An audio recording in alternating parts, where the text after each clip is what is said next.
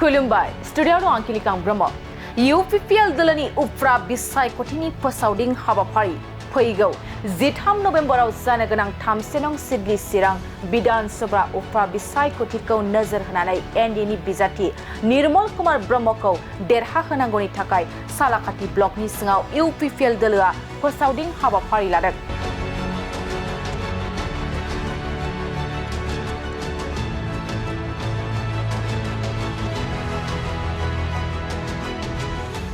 फैगौ उफ्रा बिसायख'थिखौ बिथा खालामनानै मोनफ्रोमबो दोलोआ गाव गावनि दोलोखौ गोख्रों खालामनो आरो देरहा होनांगौनि थाखाय फोसावदिं हाबाफारि लाबोगासिनो दं।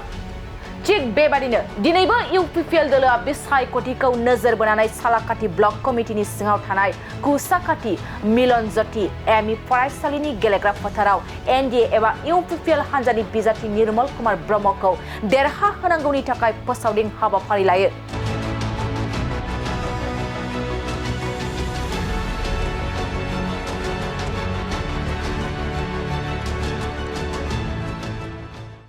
बे फोसावदिं हाबाफारियाव BTRनि गाहाय मावफुं सोद्रोमा प्रमद बर', EM रन्जित बसुमतारी आरो अतुल बराजों लोगोसे UPPL आरो एनडि हान्जानि गोबां सोद्रोमाफ्रा बाहागो लायो।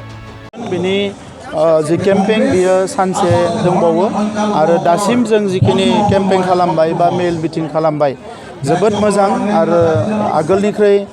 गोबां गुणानो मोजां जों जेखौ नुदों आरो सिडली ओनसोलनि रायजो राजाखौ बयखौबो आं बाख्नायो जे बिथांमोना जे सोलायनायजों बयबो सोलायफादों आरो बयनिबो साननाय हनाया गोजोन खौसेथि आरो मोजां थासारिनि फारसे बयबो आवगायबोदों बेखौ नुनानै आं जोबोद गोजोननाय मोनदों आरो जोङो UPPLआ जोंनि नैबे बिसायख'थियाव जोंनि बिजाथिखौ देरहाहोनानै सिडली ओनसोलनि एबा सिडली समष्टिनि सिङाव थानाय रायजो राजाफोरनि जौगानायखौ आरो गोबारै मावनो हागोन आं बेखौ फोथायनाय फैदों।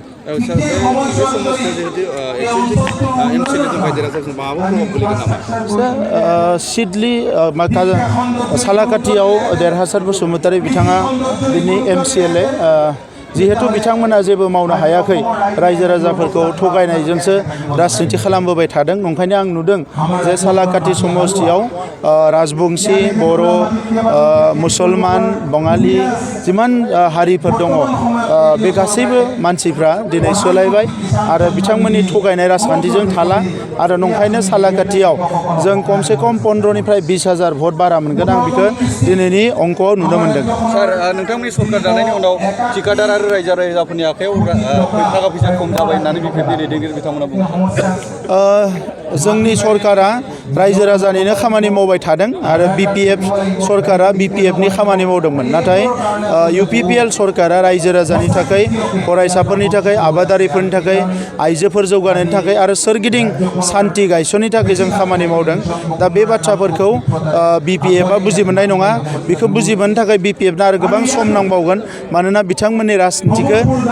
जोङो मालाबाबो गनायबोआखै मानोना बिथांमोननि राजनितिया सोबख'नाय थगायनाय नासयनायनि राजखान्थिमोन आरो जोंनि राजखान्थिया अनज्लायनाय मोजां मोनज्लायनाय रैखाथि होनाय आरो जौगानायनि राजखान्थि।